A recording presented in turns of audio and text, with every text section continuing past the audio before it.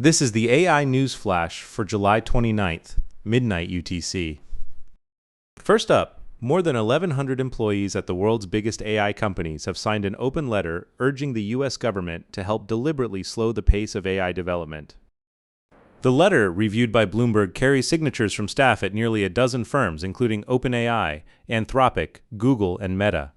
Signatories include OpenAI's chief scientist and one of its original co-founders, several Anthropic co-founders, and vice presidents at Meta and Google.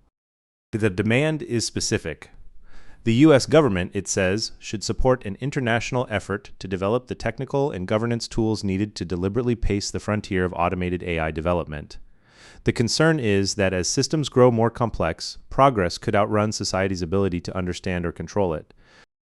Anthropic published a blog post saying it would be good for the world to have the option to slow or temporarily pause frontier AI development so societal structures and alignment research can keep up. Google DeepMind's chief executive Demis Hassabis has separately proposed an international watchdog to test models before release. The objection to sheer speed is now coming from inside the labs building it. Next, South Korea's SK Hynix reported second quarter operating profit of 60.5 trillion won, about $41.6 billion, more than a six-fold jump from a year earlier. Revenue rose 257% to 79.3 trillion won for an operating margin of 76.3%. Net profit climbed more than 13-fold, helped by non-operating gains that include proceeds from the Kioxia stake sale completed in June. First half revenue approached 132 trillion won. Even so, the record missed expectations. Analysts polled through LSEG Smart Estimate had looked for 64 trillion won. The reason is telling. SK Hynix is more heavily exposed to high-end AI data center memory, so it benefited less than rivals from the broader price rally in conventional memory chips. The company credited sustained demand growth from expanding AI infrastructure investment, with high-performance AI server products leading price increases. Contract prices for some DRAM rose about 52% quarter-over-quarter, and some NAND products doubled. A record quarter that still fell short is a useful reading of where the AI memory supercycle now stands. Third, quantum computing company IonQ has received final regulatory approval to complete its acquisition of chip foundry SkyWater technology. The transaction is expected to close on July 31st. SkyWater is described as the largest exclusively US-based semiconductor foundry, and the deal secures IonQ, a fully scalable domestic supply chain for quantum computing chips. IonQ says the acquisition lets it materially accelerate its quantum computing roadmap by building a domestic chip-focused manufacturing base.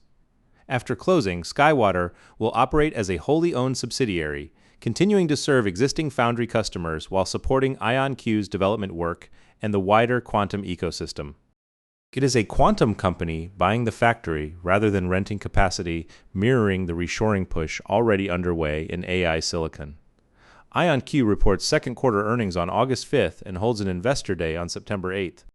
And finally, enterprise software maker ServiceNow has confirmed another round of job cuts, described as global in nature, affecting hundreds of employees.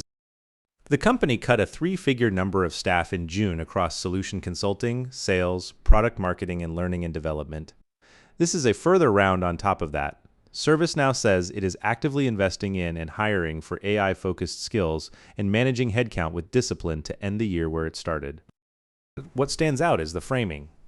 The company says its platform is generating real AI efficiencies inside its own business, and that it runs the way it asks customers to run.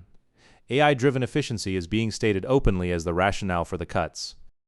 A company that sells AI is now using that AI to reshape its own workforce. Layoffs citing AI have piled up across the tech industry this year, and that pattern has now reached enterprise software. That's all for this AI News Flash.